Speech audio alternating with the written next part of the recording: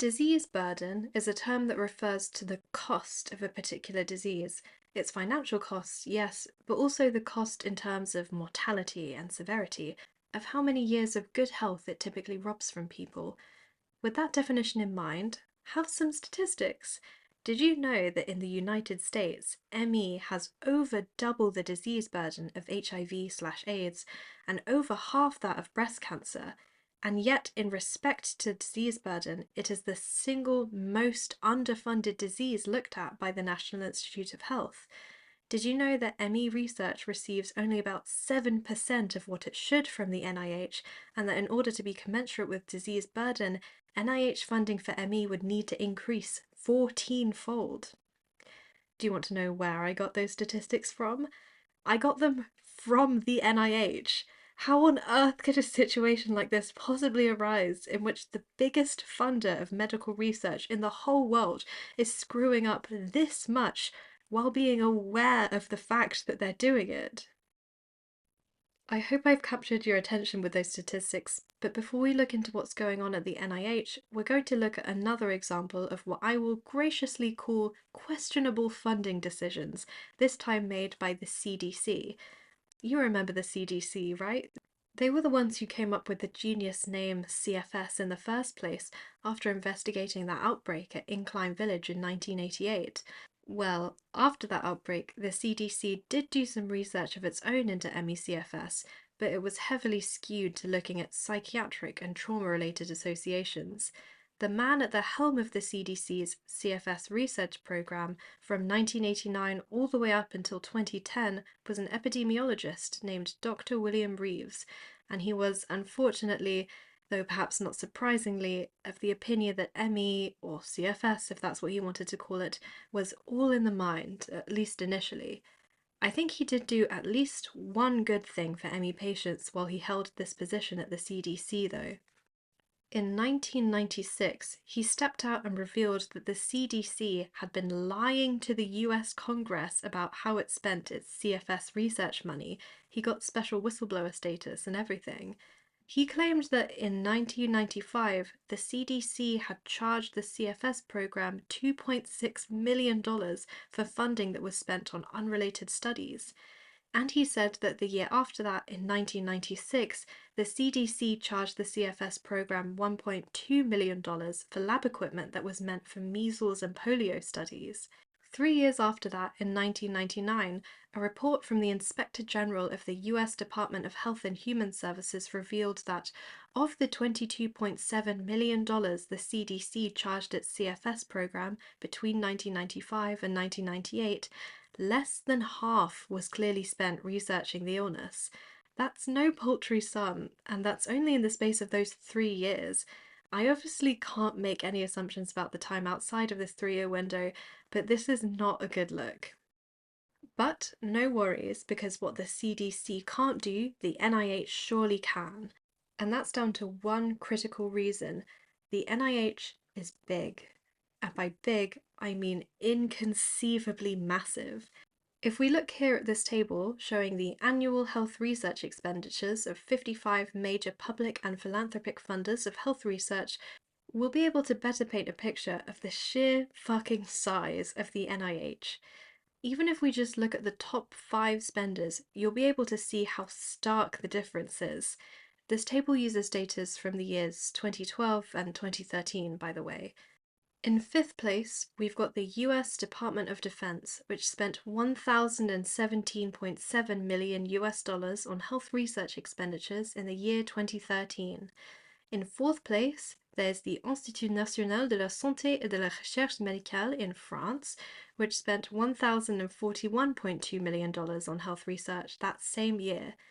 Number 3 is the UK Medical Research Council, which spent $1,321.5 million on research. Second place is the European Commission, which spent $3,717.7 million. And miles ahead in first place is the NIH, which spent $26,081.3 million on health research in that same year. According to this table, the NIH spends well over 3 times the total amount of money spent on medical research by the second, third, fourth, and fifth biggest spenders combined. It has an obscene amount of money to throw around. Clearly, it has the means to be funding ME research, so why isn't it? Well, very depressingly, in order to explain that, I have to tell you that ME isn't the only disease whose research is being underfunded by the NIH. I thought about maybe trying to find some clever way to slip the fact I'm about to drop into my script, maybe make some kind of joke to add some levity, but honestly, there's no easy way to write this bombshell in, and the brain fog was really clouding my head when I was writing this, so I'm just going to tell you bluntly. The NIH tends to underfund research into illnesses that disproportionately affect women. Some of the most underfunded diseases at the NIH next to ME include migraines, headaches, endometriosis, and anorexia, to name a few.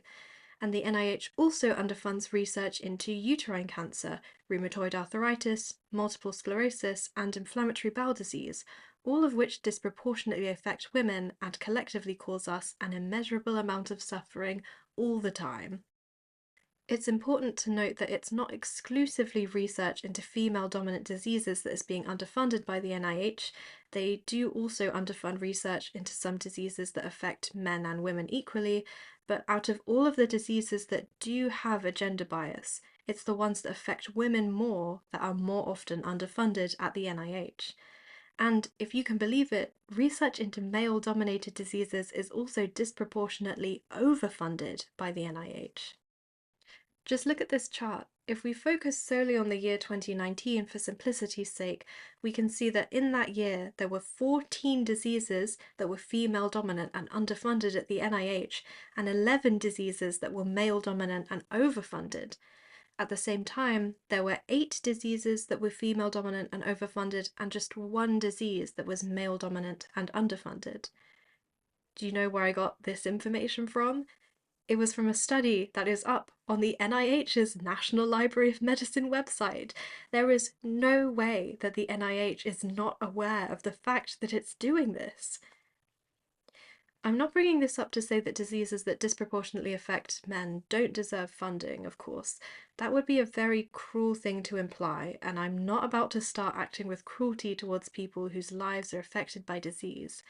What I am saying, however, is that it's crystal clear that the NIH is knowingly fucking up how it's spending its money.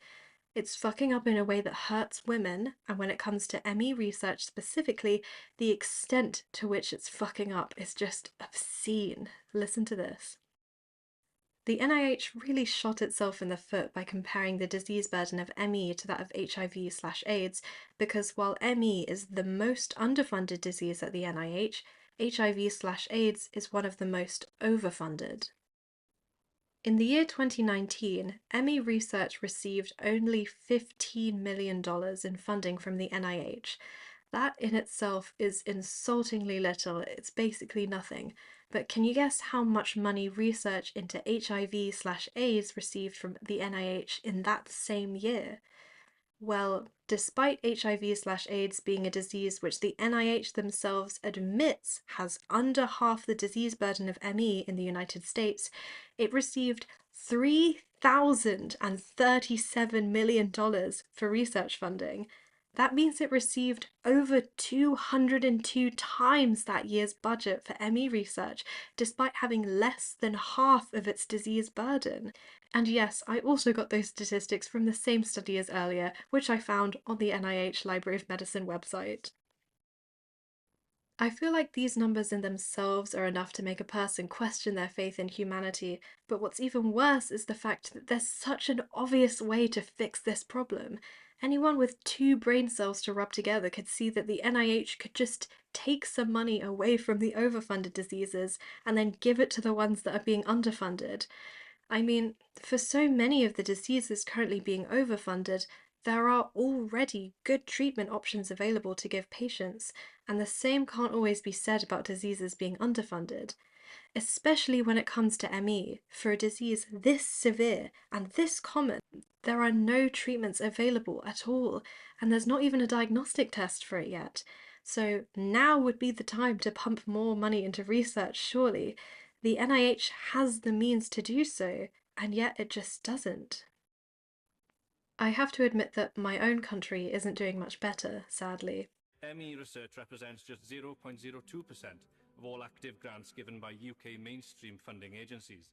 It really does beg a belief that research into an affliction that leaves a quarter of sufferers house or bedbound, and from which 95% of people do not recover, receives so little funding. Just 0.02%. That's a pitiful amount. It's no secret that the UK's medical research is very often world-leading. It's something we're good at a country, like complaining about the weather and sarcasm.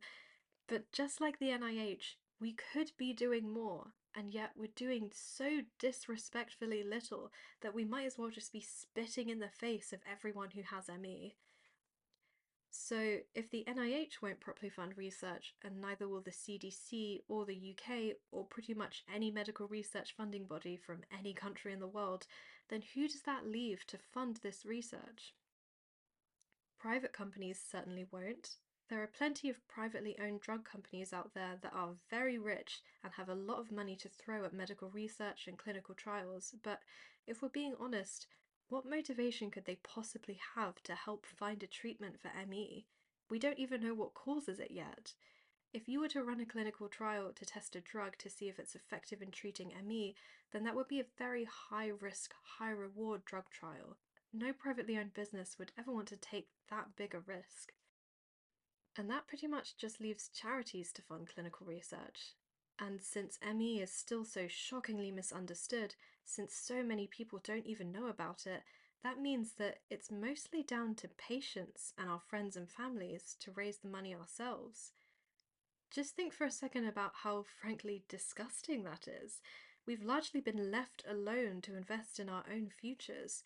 And remember as well that 75% of us are unable to work, and 25% are bedbound or housebound and in need of care, which means that for a lot of patients, our families have to switch to part-time work or quit their jobs entirely to become carers for us. The whole thing is such a joke. But please, don't mistake my frustration for a lack of gratitude towards the charities that do fund medical research. The work that they do is crucial to securing us a brighter future, and all of the researchers and fundraisers work so hard because they care about us patients, and that care feels so warm in such a cold, uncaring world. The dedication and empathy of these people means more than I can put into words. It's just such a shame that those values aren't also shared by the people and institutions who already have the money to put to use to fund ME research. It's unfair that charities should become the backbone of medical research into such a common severe illness. So, what the fuck could possibly be going so wrong at the NIH to land us in a situation like this? We'll explore that in the next episode.